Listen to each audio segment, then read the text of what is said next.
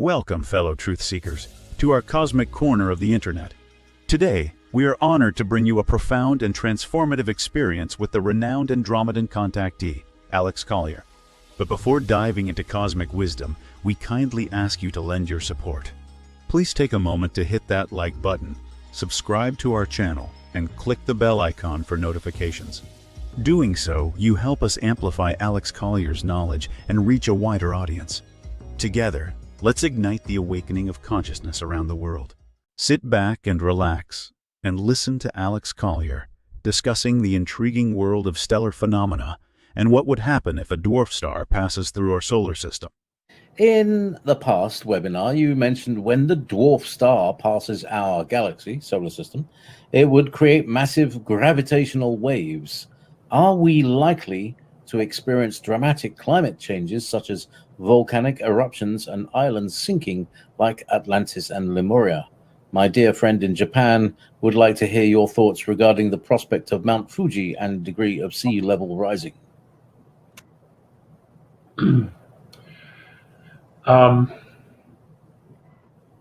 If this person who just asked this question would send me an email, I want to talk to you about another issue. The thing is, I get 3 to 4, sometimes 500 emails a day. A lot of it is, some of it is spam, but a lot of it isn't.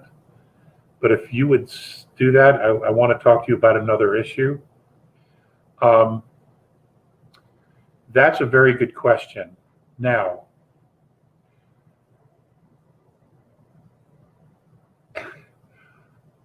let me preface this question and start off this way.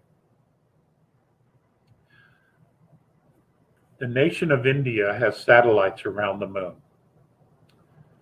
One of their satellites is picking up and sending back data that says that the moon is rusting. And scientists are looking at this data and they're like, well, how can the moon be rusting? What they're discovering is that there's iron oxide beginning to land on the moon. Iron oxide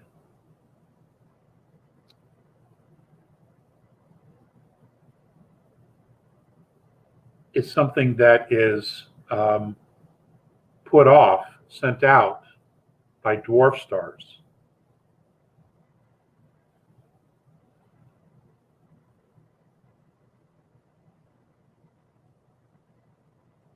In the past, our forefathers have spoken about the crossing of, the Greeks called it Hercopolis.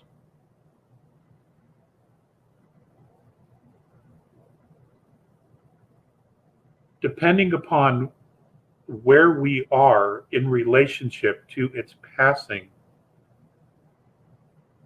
over the sun determines the level of the effects of gravitational pull on it. Now, Uranus is lying on its side. That's because on one of the entrances of Hercopolis into our solar system, many, many, many years ago, it grabbed its southern pole.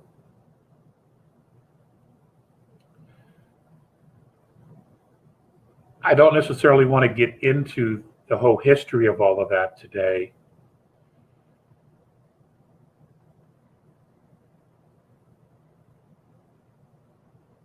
But understand that there are, let me answer the question this way. Whenever humanity got unruly with our controllers, they would do a reset. And that reset was not telling anybody this thing was coming, because populations tend to move towards the seashores, along the coastlines. That's where you're going to find usually 90% of the population,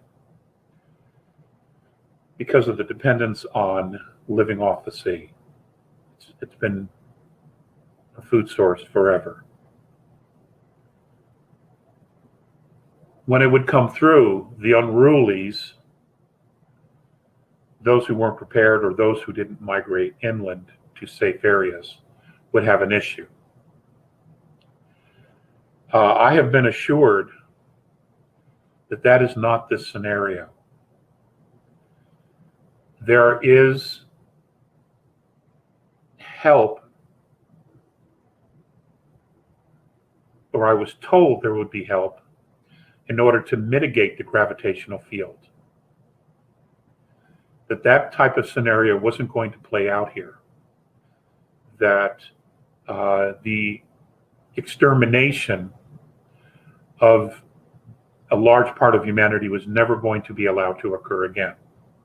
So hence what we have going on now, the disclosure, the unveiling of the dark side, the exposure of the dark side, everybody's beginning to see what's going on. We haven't even gotten to the aliens yet, but what we're seeing is the controlling mechanisms they had over the population of Earth.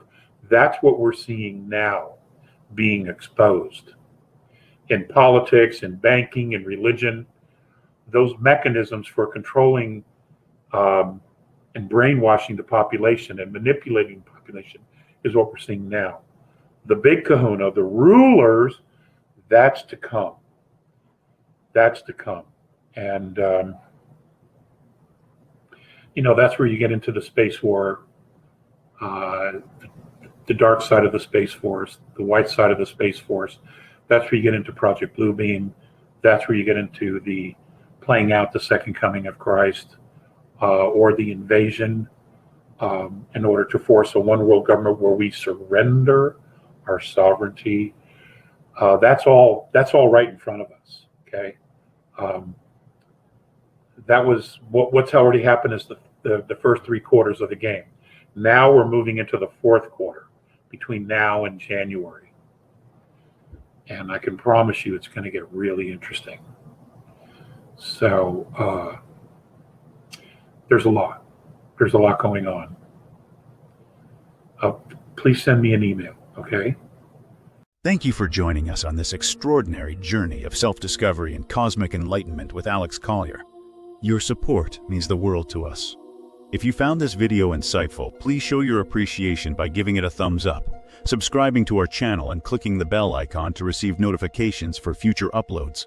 By doing so, you stay connected with the latest cosmic revelations and help us spread Alex Collier's profound teachings to a broader audience. Remember, every like, subscription, and bell click can awaken more minds and ignite a collective shift in consciousness.